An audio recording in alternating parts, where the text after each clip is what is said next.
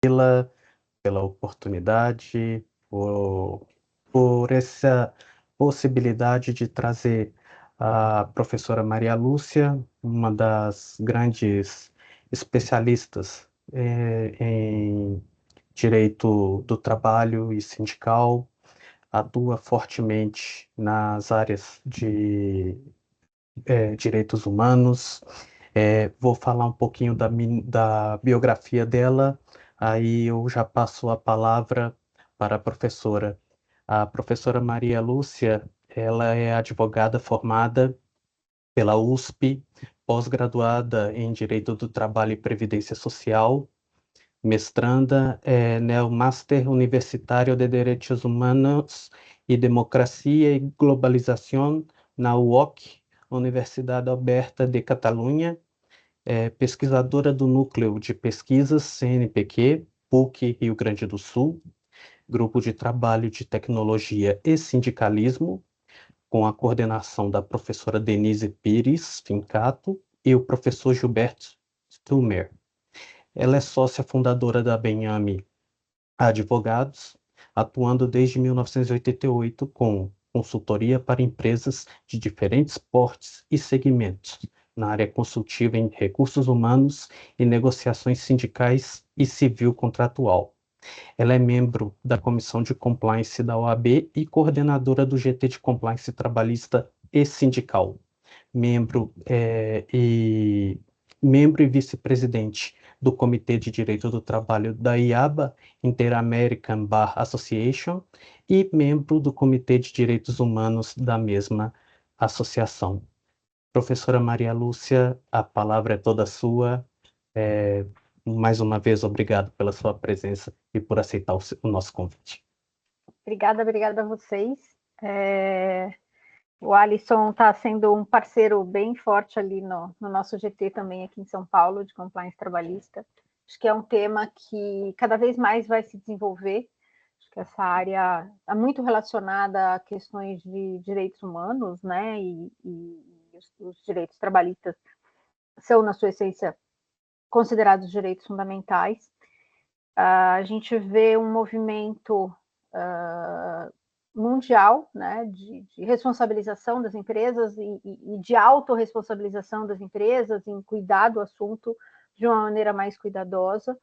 A gente vê um desenvolvimento de legislações em países estrangeiros, como a legislação alemã, a legislação francesa, a legislação inglesa, especificamente em relação a combate a trabalho escravo e análogo a escravo, né? Então, e agora também a diretiva europeia que foi aprovada, é a primeira norma transnacional que obriga as empresas, ainda que a gente tenha uma régua alta e um início efetivo em 2027, eu acho que muitas empresas já estão sentindo essa regra, alguns clientes já estão sendo instados a responder alguns questionários para matrizes, enfim, então acho que é um tema que só vai crescer. Hoje a gente vai falar especificamente dessa regra nova no Brasil, né, que é a portaria de combate ao trabalho análogo à escravidão. Na realidade, a portaria ela trata do cadastro, né, da inserção das empresas no cadastro e as consequências dessa inserção. Eu vou compartilhar aqui a minha tela, e eu acho que quando eu compartilhar, eu vou perder vocês. Mas, qualquer coisa, Estarei aqui. você avisa, Alisson. Estarei aqui. Manda um alô aqui, tá? Bom, vamos lá. Então, esse aqui é um filme, vou tentar colocar. Ele só tem uma música, tá? Eu vou tirar o meu fone, que acho que aí facilita para vocês ouvirem. Tem um minutinho só. Eu vou tirar aqui, peraí. Mais.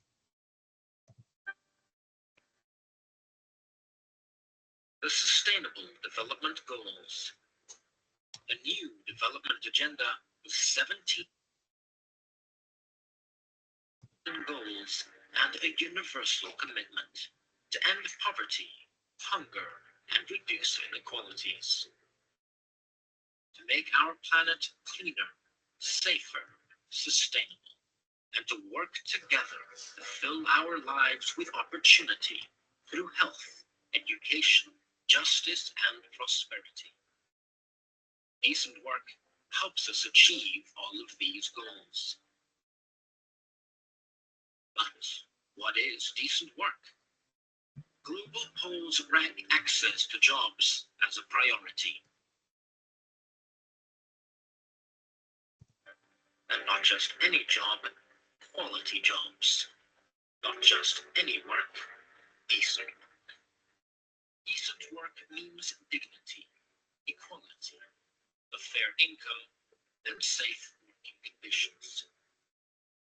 Decent work puts people at the center of development, gives women, men, and youth a voice in what they do, the right to protect them from exploitation, and a future that is inclusive and sustainable.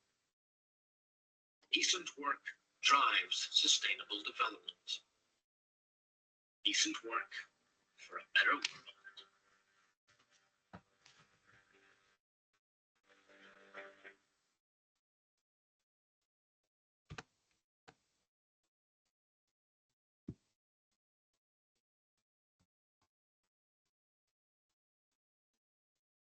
Então, esse é um filme da OIT, que traz justamente essa campanha pelo trabalho decente, né? A gente tem uma preocupação, como eu falei, das empresas. A OCDE tem um guia bastante interessante. Em todos os slides eu coloquei o link e eu já mandei esses slides para o Alisson, que ele vai poder, vocês vão poder compartilhar. Então, para quem quiser entrar mais a fundo nessa documentação, porque elas são bastante extensas, tá? Pode estar acessando, eu coloquei em todos eles. A gente tem essas linhas diretrizes da própria OCDE para empresas multinacionais, que é um guia para conduta empresarial responsável, né?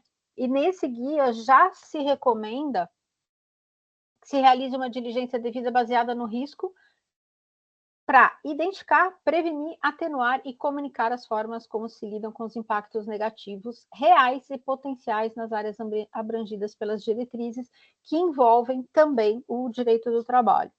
Então, na realidade, o que a gente tem é uma situação em que a due diligence ela não é uma coisa simples como uma due diligence reputacional, eu vou ver se essa empresa já teve problema, já respondeu algum processo, porque esse tipo de due diligence ela é do passado, né? O que se pede hoje em termos de due diligence, especialmente em matérias de responsabilidade, não só ambiental, mas também social, é uma due diligence realmente efetiva, realmente prática, né? Em que mapeie os riscos da própria empresa e da sua cadeia de valor, identificando esses riscos, trazendo condutas e planejamento para prevenir os riscos, atenuar riscos que você não consiga prevenir e evitar de maneira total, né? E como que você vai lidar quando esse risco acontecer, como é que você vai fazer com que aquela situação seja revertida ou o dano seja minimizado, tá? Então é esse conceito de devida diligência que cada vez mais a gente vai trabalhar, tá? Então sempre se considera a situação dos países, né? Então verificar os riscos daquele país, daquela situação que você está. Evitar e causar ou contribuir para impactos negativos, né? Procurar prevenir ou modificar esse impacto negativo, mesmo quando não é a empresa que o causa diretamente, mas eventualmente de uma maneira indireta ou através de uma cadeia de valor, né? E abordar todos esses aspectos e incentivar justamente todas as empresas com quem ela tenha um relacionamento, ou seja, toda a sua cadeia de valor e também os seus clientes, né, os que compram os seus produtos ou os seus serviços. Tá? A gente tem esse comentário geral número 18 do Comitê de Direitos Econômicos, Sociais e Culturais, em que ele traz que o direito do trabalho, ele é um dos direitos fundamentais, né? Portanto, ele tem um papel a ser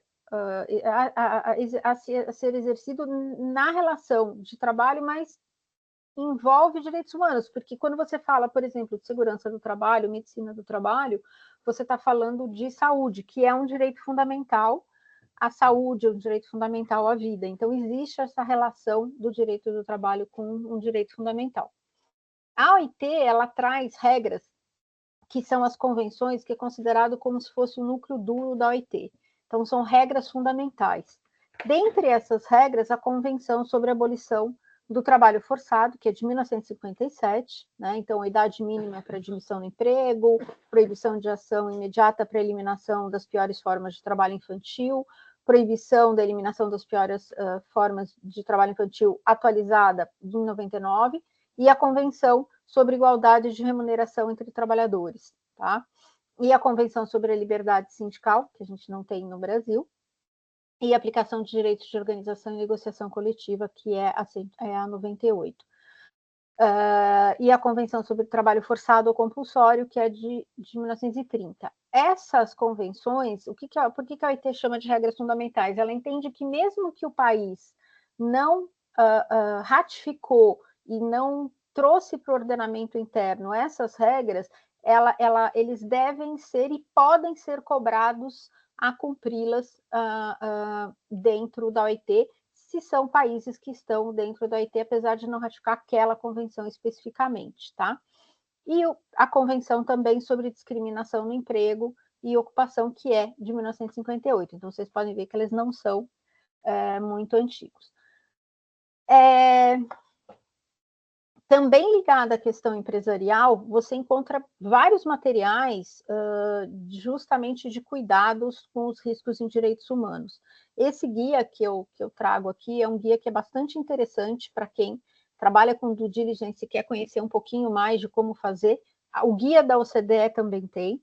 A OCDE tem guias específicos também para due diligence em atividades de risco, como mineração, agricultura, extrativismo, têxtil, tá? Que são consideradas atividades de alto risco para direitos humanos. Então, nesse guia, ele traz como identificar os riscos em direitos humanos, né? E justamente nessa questão de priorizar as empresas vinculadas a países de alto risco. Por que eu estou falando isso? Porque quando a gente fala de due diligence em direitos humanos, a sua cadeia de valor, ela não é uma cadeia de valor simples dentro do seu próprio país. Você precisa expandir para verificar todo e qualquer fornecedor de matéria-prima, de serviços, o que for, que esteja na sua cadeia e que possa estar eventualmente até mesmo numa zona de alto risco, que pode ser um outro país. Então, para vocês perceberem como no mundo está se olhando para algo muito mais abrangente, tá? Esse guia de devida diligência para uma conduta empresarial responsável da OCDE é bastante interessante também, tá? Ele traz todos esses itens de como incorporar uma conduta empresarial responsável, identificar e evaluar e avaliar os impactos negativos, prevenir, mitigar ou evitar os impactos negativos, fazer um segmento das implementações do resultado, ou seja, não é algo que você vai fazer uma política, deixar escrita e esquecer, né? Informar como é que você trata desses impactos e reparar ou colaborar na reparação de um impacto quando ele for impossível de ser prevenido. Então, esse vamos dizer assim, um gráfico desse processo de devida diligência e medidas de apoio, tá? Então, isso hoje é o que o mundo enxerga como uma devida diligência para uma conduta empresarial responsável, tá? Não só na área de direitos humanos, esse guia não trata só disso, trata de vários outros assuntos, mas dessa importância, quer dizer, não se pode fazer o que a gente brinca lá no GT, às vezes quando a gente conversa, né, Alisson, de fazer o que a gente chama de due diligence de TIC, que você tem uma lista, tem esse documento? Tem esse documento? Tem esse documento? Tem, enfim. Então, como que esse guia traz, né? Então, quais são essas medidas práticas? Como que você identifica e analisa? Esse guia, acho que ele, salvo engano, ele existe em português também, tá? e acho que até no próprio site do governo brasileiro tem, quando eles tratam de OCDE, tem esse guia em português, que esse aqui, como eu usei no mestrado, está em espanhol. Tá? E aí, por que eu dei esse pano de fundo, né? De como que no mundo hoje se analisa a conduta das empresas em relação a direitos sociais, a direitos humanos e, consequentemente, a direitos trabalhistas. Porque cada vez mais a gente tem uma situação de cuidado e de verificação de como as empresas impactam na vida das pessoas, como as empresas impactam na vida dos países, né? Existem estudos mostrando que muitas empresas têm um PIB muito maior do que vários países, inclusive países europeus, né? Então, o poder econômico traz com ele um poder de atuar nesses países, né, para o bem e para o mal, e, consequentemente, uma responsabilidade de como atuar. Essa portaria interministerial, que foi publicada agora em setembro de 24 aqui no Brasil, ele traz um tema que é muito importante quando a gente fala de compliance em direitos trabalhistas e direitos humanos, que é a condição de trabalho da força dos empregados, mas também, em geral, da força de trabalho de uma empresa, mas também da sua cadeia de valor. Essa portaria, ela trata da inserção das empresas que foram fiscalizadas, em que se constatou que a empresa, por si ou na sua cadeia de valor, tenha submetido trabalhadores a condições análogas à escravidão, bem como dispor nas regras aplicáveis a essa situação. Então, o que eles querem analisar? Eles vão analisar qual é a situação de trabalho dos trabalhadores ligados àquela empresa ou ligados à atividade daquela empresa, ainda que de maneira indireta, e se essas condições respeitam a legislação trabalhista, a dignidade do trabalhador, considerando a função social da empresa que está na nossa Constituição Federal. Tá? Com isso, feita uma fiscalização, vai haver, depois de feita a fiscalização, a empresa apresentar defesas, enfim, a gente não vai entrar muito nesse âmbito de como que o processo administrativo ocorre. Tá? O que a gente quer trabalhar aqui é como não chegar a ter um processo administrativo com o risco de ser inserido no cadastro de empresas que tenham submetido trabalhadores a condições análogas à escravidão. Essa lista, que é chamada lista suja, ela é atualizada em março e setembro e outubro, ela acabou de ser publicada com mais de 170 empresas novas inseridas, inclusive grandes empresas, né? Que se você olhar no seu site, tudo, eles têm ESG, eles têm trabalhos de diversidade, de inclusão, mas talvez tenha faltado uma devida diligência, muitas vezes na sua cadeia de valor. Então, é aquela coisa de não acontece dentro da minha empresa, mas eu não estou olhando para da onde eu compro a minha matéria-prima, da onde eu uso uma prestação de serviço, tá? Então, acontecendo essa situação, depois de transitada em julgada a parte administrativa, essa empresa vai ser inserida nessa listagem, tá? E vai ficar na lista por um período de 2 anos. E aí, o que a gente tem? A gente tem a situação de que, se o empregador foi inserido, ele pode celebrar um TAC, tá? E esse TAC, ele vai ter requisitos mínimos, que são a renúncia de qualquer medida para contestar aquela inserção, né? Vai ter que pagar as dívidas, então, dívidas trabalhistas, previdência social, indenizações por danos morais aos trabalhadores que estiverem nessa situação. Vai ter que reembolsar ao governo benefícios de desemprego, por exemplo, pago aos trabalhadores resgatados, em que ele foi pago, mas não houve uma contribuição empresarial, né, que contribui para o seguro-desemprego. E exige o que vai ser especificamente o nosso assunto hoje, a implementação de um sistema de monitoramento para garantir o cumprimento dos direitos humanos e dos direitos trabalhistas dentro da cadeia de valor do empregador. O que essa portaria traz quando ela trata dessa situação da cadeia de valor?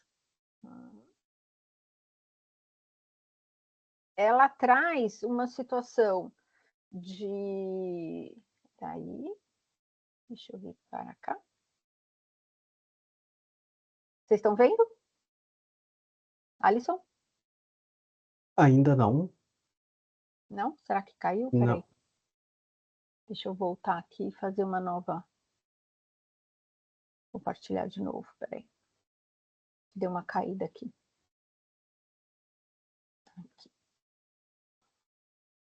Já tá? Sim, perfeito.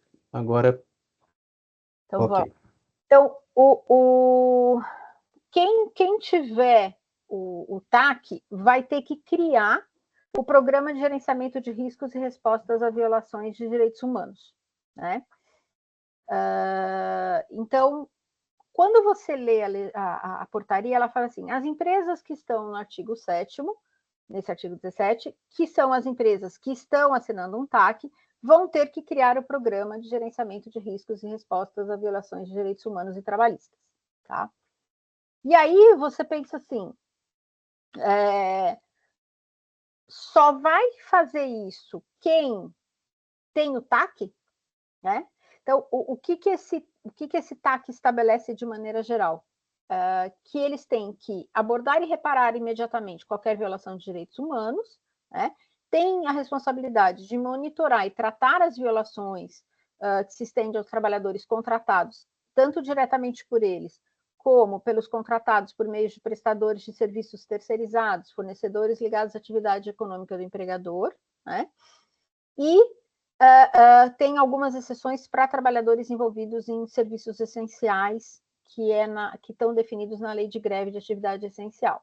Então, você olha para esse texto e você fala assim, só tem a obrigação de criar esse programa de gerenciamento quem está no TAC, porque ele diz as empresas, né, que estão no artigo, as empresas citadas no artigo 7º, que são as empresas que estão fazendo um TAC, têm a obrigação de fazer isso. Você olha aí e fala assim, ótimo, estou fora, não preciso fazer, porque eu sou uma empresa que não estou sendo fiscalizada, ou não tenho nenhum problema dentro do meu estabelecimento, né, ou dos meus estabelecimentos, então eu estou fora disso, eu não preciso me preocupar com essa portaria, eu não preciso me preocupar nem para ver como é que é esse programa de gerenciamento de riscos, que tem regras bastante específicas dentro da própria portaria. Só que se você é de compliance, você vai pensar o seguinte, é isso que você vai fazer? Quer dizer, você vai esperar ser fiscalizado, ter um problema, para que você não olhou, porque você não fez uma devida diligência, né, dentro da sua cadeia de valor, e a gente vai ver esse conceito muito ligado ao conceito internacional de cadeia de valor, e aí eu não vou precisar olhar para isso. Então, eu estou tranquilo e vou ficar sossegado. Quer dizer, eu vou só criar um mecanismo no momento em que eu for autuado por estar envolvido numa situação de trabalhadores, numa situação análoga à escravidão, ou eu vou criar uma due diligence, ainda que não tão completa, né? Mas que eu vou começar a olhar para isso antes que aconteça alguma coisa, né?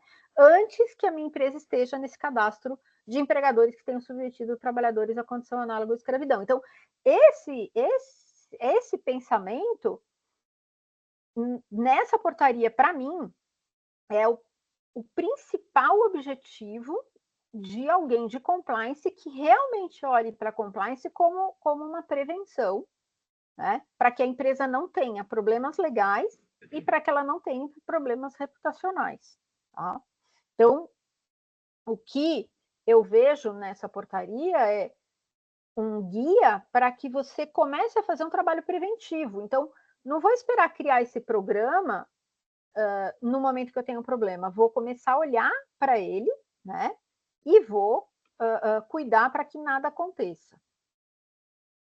E para eu fazer essa devida diligência, para eu criar esse programa dentro da minha empresa, de um compliance trabalhista que envolva uma proteção da empresa em relação às próprias atitudes, mas também em relação às atitudes da sua cadeia de valor, a gente tem que olhar para uma definição que está dentro da portaria do que é considerada cadeia de valor.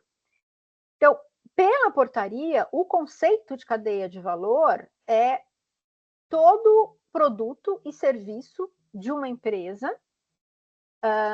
e inclui as etapas necessárias à fabricação, distribuição de produtos, prestação de serviços, desde a extração da matéria-prima até a entrega ao cliente final, independentemente do local de realização. Por isso que eu mostrei no começo aquela questão da OCDE e do guia para você fazer uma due diligence de direitos humanos, que diz, olha para os países de risco que eventualmente estão na sua cadeia de valor, né? Então, isso é o que a gente vai ter, as empresas vão ter que começar a olhar. A gente tem, fazendo um parênteses, a gente tem um PL tramitando sobre o marco legal de direitos humanos em empresas no Brasil, tá? É um projeto de lei, mas ele traz muito dos conceitos da diretiva europeia, das legislações europeias e também alguma coisa de Estados Unidos, né? Apesar de que os Estados Unidos hoje está com uma visão um pouco mais, isso não é um problema meu quando não está dentro do meu território, mudou um pouco o entendimento da Suprema Corte Americana em relação a isso, mas a cadeia de valor desta portaria é o conceito de cadeia de valor usado mundialmente, tá?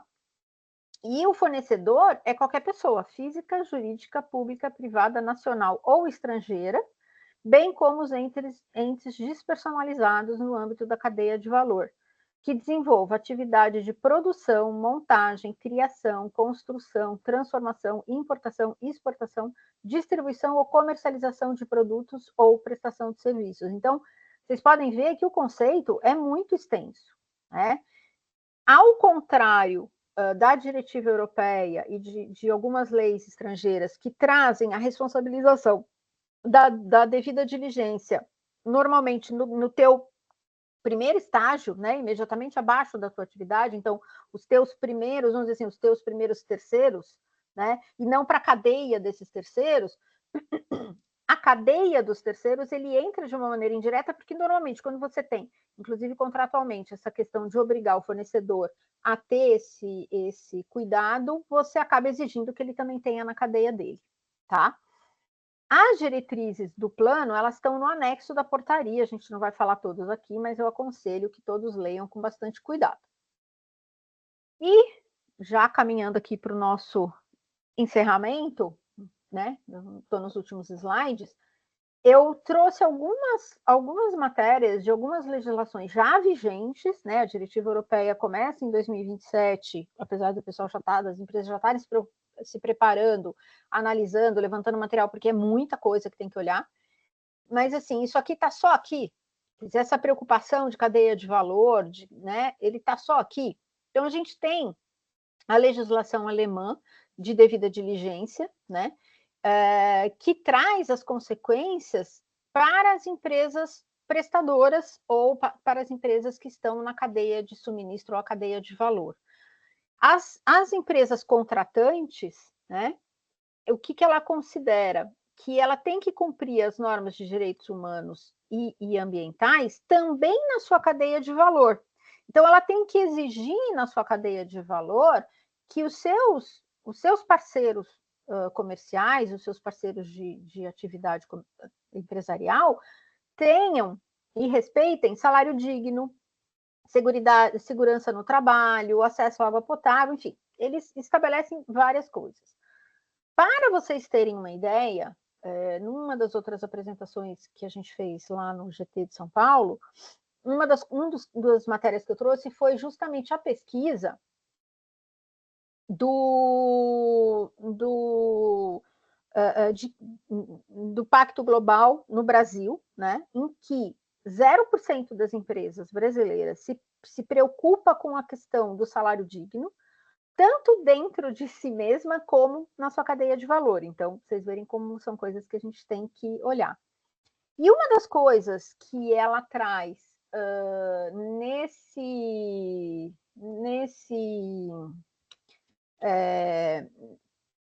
aspecto da due diligence, que ela traz de maneira bastante clara, é o seguinte, que as empresas têm que exigir que os seus provedores cumpram esses estándares mínimos que a lei traz, né?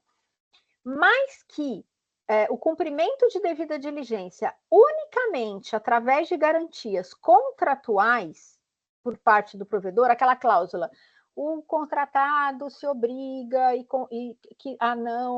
declara que não tem trabalho infantil, que paga salário digno, que segue as regras trabalhistas, que não tem atitudes discriminatórias, não é factível. Ou seja, se a empresa alemã faz uma due diligence reputacional, diz, olha, que bacana, essa empresa não tem problema nenhum, vamos colocar uma cláusula de que ela continuará bem bacana e não criará mais problemas e vai seguir todas as regras, ela vai me garantir isso por contrato. Para esta lei, significa que você não fez due diligence, tá? E esta é uma tendência mundial, que a devida diligência seja real, tá?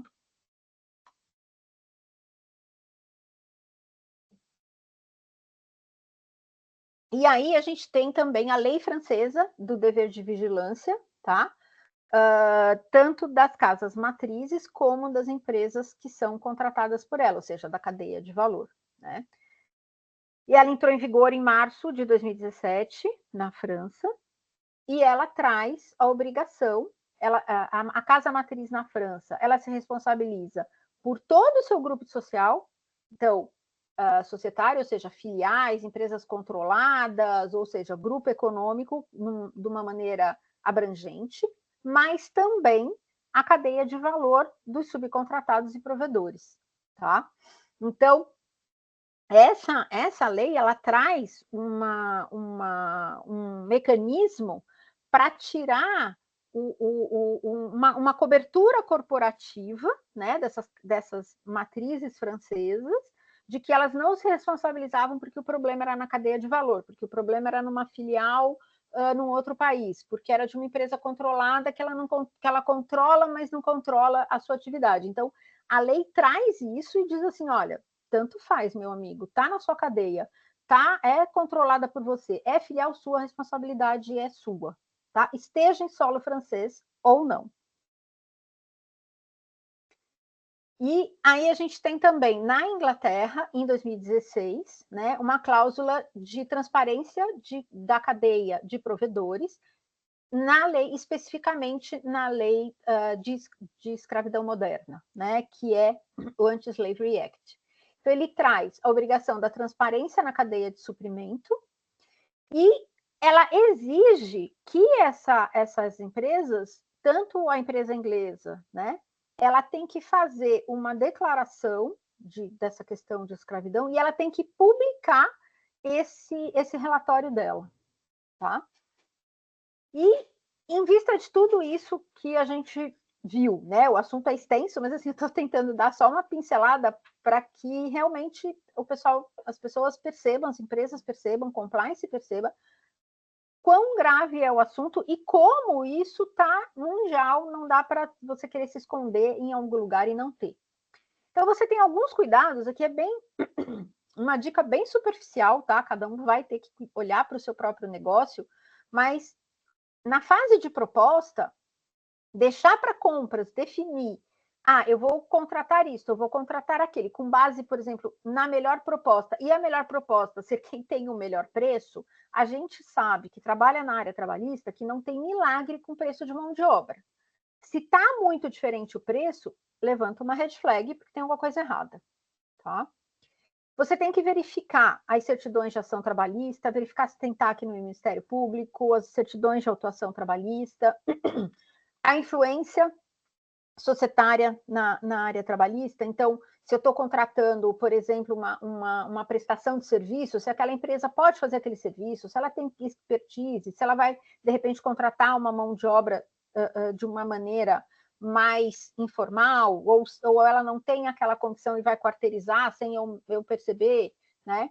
Você tem que olhar várias coisas. E a due diligence de condições de trabalho e direitos humanos, com visita nos locais de prestação de serviço. Não adianta você fazer por papel, tá? Essa área trabalhista não funciona.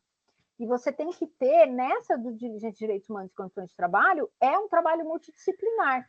Você vai ter que envolver vários profissionais da empresa, inclusive segurança do trabalho, tá? No contrato, você tem que ter essas regras de due diligence, você tem que ter a possibilidade da vistoria em loco. Quem trabalha com empresa de autopeças sabe que as montadoras fazem isso hoje para a qualidade, mas eventualmente é um mecanismo que elas vão começar a usar para a due diligence de direitos humanos e condições de trabalho, em que elas têm auditorias locais feitas por empresas especializadas por regra contratual e elas não podem fugir daquilo, tá? As regras de pagamento, exigir as contribuições de fundo INSS, comprovação de que a pessoa, né, de que a mão de obra é registrada, regras de retenção do pagamento daquele serviço ou do produto, se você, se as regras de obrigações de comprovação das condições de cumprimento da diligência não forem apresentadas, regras de rescisão por justa causa, tá? Mas, mais do que qualquer documentação, como a gente viu na própria legislação alemã, e quem lida na área trabalhista e faz as due diligências na área trabalhista, né, como eu faço, a gente sabe que não adianta olhar papel, né? Você tem que fiscalizar sempre, né? Não pode usar só do diligência contratual, porque a possibilidade de dar problema é muito grande, tá? Depois que você fez tudo isso, você tem que ter a gestão, porque uma due diligence sem nenhuma ação gerencial não tem validade. Porque você põe no papel, você deixa aquela política escrita, você tem todo um programa de compliance, toda uma série de coisas, e no fim você não consegue ter um cuidado necessário e efetivo, tá? Então eu vou interromper aqui o compartilhamento, que esse aqui é o último slide, e vou voltar aqui com vocês. Espera aí. Voltei. Primeira, Tentei dar um overview, porque realmente é muito complexo, muito detalhe, né? Mas espero que tenha ajudado, pelo menos, a se começar, de repente, um estudo mais profundo dessas situações. É isso, gente. doutora Maria Perguntas, Lúcia, estamos aqui. primeiramente, muito obrigado aí pela explanação, foi incrível. Mostra a direção em que o Brasil tem acompanhado, mesmo com todas as dificuldades, olhado para uma visão para que esteja alinhado com a União Europeia ou com as normas e diretrizes presentes na União Europeia para preservar até a viabilidade dos negócios. E isso é muito interessante, todas essas considerações que você fez. E partindo disso, gostaria de fazer, quem tiver perguntas, fique também à vontade, aqui é um bate-papo bastante informal, mas eu gostaria de saber o que poderia ter como proximidade a lei da terceirização e as questões sobre a due diligence da cadeia de valor. Eu posso, enquanto empresário ou do compliance da área, eu posso me valer da lei da terceirização como uma forma de me preservar ou de estar utilizando e demonstrando para o legislador, para quem está no controle, olha, eu estou fazendo o meu papel, mas a cadeia de valor não enquadra no meu negócio. Como seria este desenho? Então, Eu acho que o conceito que a gente tem na Lei 6.019 de 74, que era a Lei de Trabalho Temporário, e depois da reforma, em 2017, houve uma legislação que inseriu dentro dela questões de terceirização, muito mal inseridas, diga-se de passagem, a lei está muito mal redigida, ela traz uma responsabilização, ela justamente restringe a responsabilização do tomador de serviço, né, a uma responsabilização subsidiária por débitos trabalhistas não pagos pelo prestador, que seria o empregador direto, vamos dizer assim. Ela traz alguns mecanismos para pejotização, e a gente percebe nas regras dela que a proteção dela é mais à previdência social do que ao trabalhador, porque se o trabalhador está aposentado, então tudo bem, eu posso transformar ele em TJ. Se ele não está aposentado, portanto, a previdência, quando for pagar para ele, tem que ter contribuição, então eu tenho que ter uma quarentena de 18 meses, quer dizer, a gente que lida nessa área sabe muito bem que esse tipo de proteção é proteção para a Previdência, né? Proteção para o trabalhador, né? Então, o que eu entendo? Eu não acho que você tenha que trabalhar primeiro com a pessoa só num vínculo seletista, dependendo da relação que existe. Se existir os elementos de relação de trabalho, tem que ser uma relação de trabalho. Mas, cada vez mais, a responsabilização da empresa contratante, ela sai dessa mera esfera da 6.019, e a empresa que focar só na 6.019, ela vai ter problema. Por quê? Porque a 6.019 a deixa numa situação confortável de não precisar olhar, por exemplo, para tudo isso que a portaria de trabalho análogo de escravidão exige, né? Num TAC, por exemplo, e que a gente aconselha que seja olhado minimamente antes de você ter uma situação de estar num TAC, né? Até porque a empresa, mesmo assinando o TAC, além de ter que pagar todas as indenizações, vai ficar num cadastro de quem fez um TAC. Então, não é que ela some do mundo, né? Ou ela vai estar por 2 anos na lista suja, ou se ela fizer o TAC, ela sai da lista suja, mas ela fica numa lista de empresas que fizeram TAC porque estiveram na lista suja, ou seja, o efeito é o mesmo, né? Se a empresa está pensando só em reputação, o efeito é praticamente o mesmo. Então, é importante a empresa mostrar essa atitude responsável, e uma atitude responsável que, assim, você viu, a regra que eu trouxe é de OCDE. Então, não é de você dizer assim, não, é de uma ONG que cuida de direitos humanos. Não, é da organização de empresas, de comércio. Quer dizer, é para você ter uma relação justa, uma atitude responsável. Por que a diretiva europeia nasce, essa nova diretiva europeia de sustentabilidade e direitos humanos? Porque se percebeu que soft law não adianta. Tem empresa que cumpre, mas a maioria não cumpre. Normalmente a empresa vai cumprir só quando ela for obrigada. Então, a ideia da diretiva é começar a trazer essa obrigação, e essa obrigação via cadeia de valor, né? Na conferência que eu tive na Federação Interamericana, que até a Amélia estava, quando eu estava num dos painéis que era um palestrante francês, uma das pessoas perguntou, mas vocês da França, com essa legislação, ou da Alemanha, ou mesmo a União Europeia, vocês não estão olhando para os países que não fazem parte da União Europeia? A resposta dele foi simples, ele falou, olha, essa regra se aplica para as empresas francesas ou para empresas estrangeiras que atuam em solo europeu.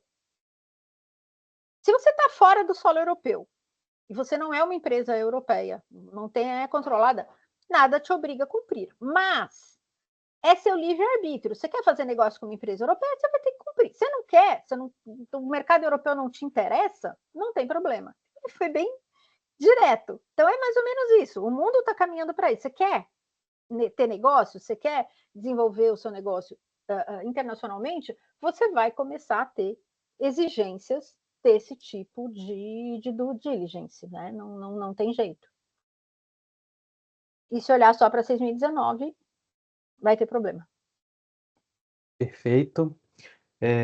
Justamente essa visão do todo que você passa e mostrando a diferença, que isso é muito importante, muitos profissionais têm essa dificuldade principalmente da área do compliance, que ainda não tem todo o conhecimento da parte trabalhista, essas considerações são muito importantes. Já subiu aqui para mim o aviso de 5 minutinhos para terminar. Queria saber se alguém mais tem alguma dúvida, alguma questão para, para colocar. Marilene, tá no mudo. Parabéns, professora Maria Lúcia, foi ótimo. Enquanto você falava, eu tentei aqui pesquisar, porque eu não li ainda a portaria, para ver se eu conseguia a resposta aqui, mas deixa eu te perguntar.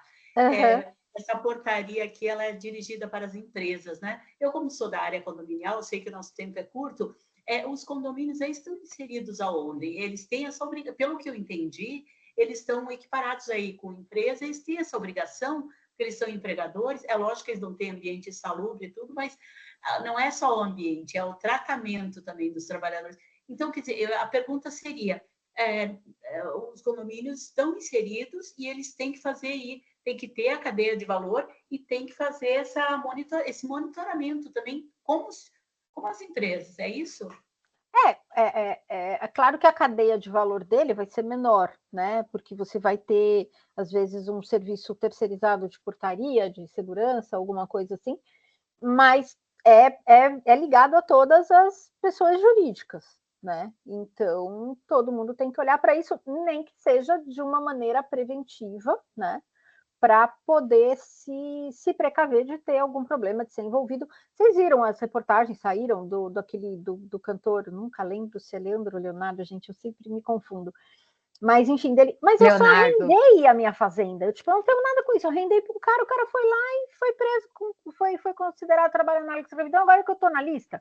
Sim, porque você arrendou, você está tendo lucro com esse arrendamento. Essa pessoa que está te pagando esse lucro, esse dinheiro está vindo de uma atividade que tem que ser responsável. Então, para você entender como chega a situação, né? Então, eu acho que realmente é algo para todo mundo olhar com cuidado. E a Simone de mão levantada, Alisson. Obrigada. Imagina. Oi. Primeiramente, parabéns, que é um assunto super importante, um assunto que eu gosto bastante. É só fazer um dedo aí, que recentemente saiu uma matéria na Valor Econômico, justamente sobre isso, dizendo que apenas 1/3 só das empresas tem prioridade, preocupação sobre esse monitoramento de trabalho escravo, né? O que me chamou muito atenção, né? Porque geralmente a princípio, eles só olham aquele primeiro nível de fornecedores, né? E é uma coisa que realmente as empresas estão resistentes, mas a gente está vendo que está caminhando para uma obrigação assim urgente, que se quiser realmente negociar internacionalmente, ou você aceita ou está fora, né? Não tem jeito. Foi o que o francês respondeu. Não tem jeito. Você quer negociar comigo? Beleza, você cumpre. Você não quer livre-arbítrio seu, né? Tipo, negocia com outro país, eu não tenho nada com isso, né? Então, realmente é importante. E da legislação alemã, houve já uma primeira ação de um sindicato de Bangladesh contra empresas que não são alemãs, mas têm a operação na Alemanha e se utilizavam da matéria-prima produzida em Bangladesh nas filiais, nas subsidiárias que estavam no solo alemão. Então, eles foram processados lá por más condições de trabalho e por se recusarem a fazer um acordo de trabalho decente com o sindicato. E isso que o Valor colocou, se você olhar, depois eu mando para o Alisson, acho que foi da nossa última reunião, não foi? No GT Trabalhista, que eu falei daquela questão do pacto global, da pesquisa. Nenhuma empresa se preocupa com salário decente.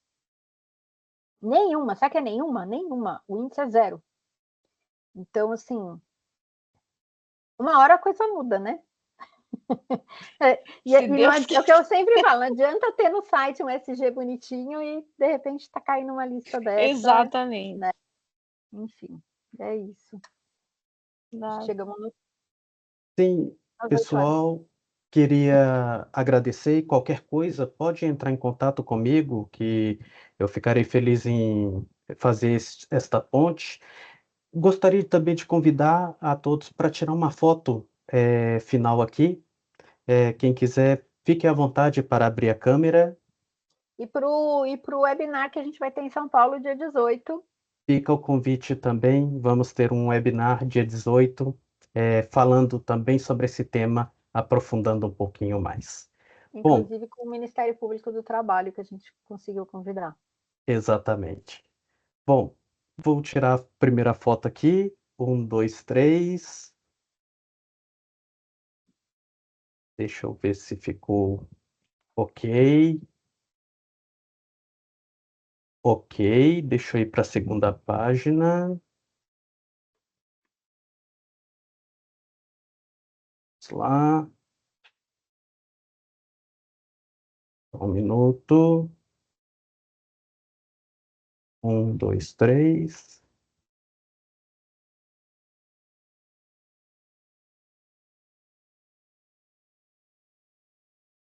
Perfeito.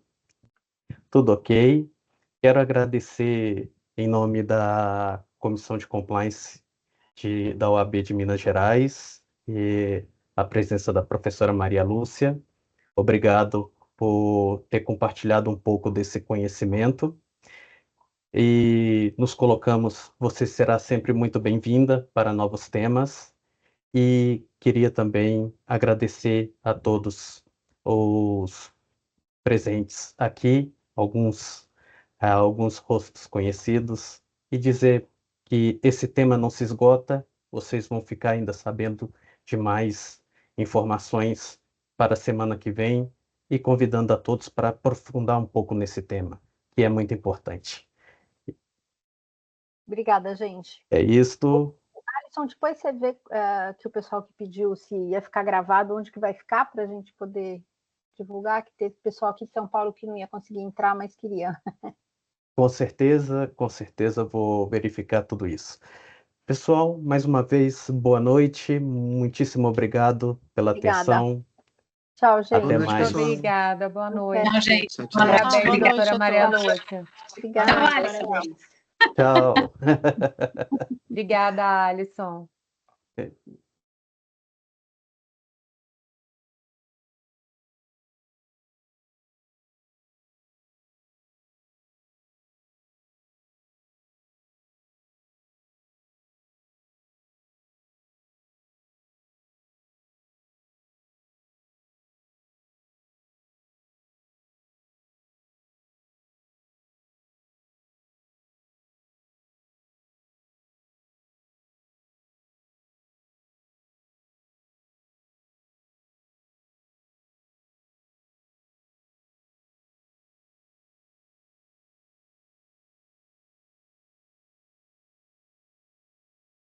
Thank you, Amelia. Nice to meet you, and please have a wonderful night to you.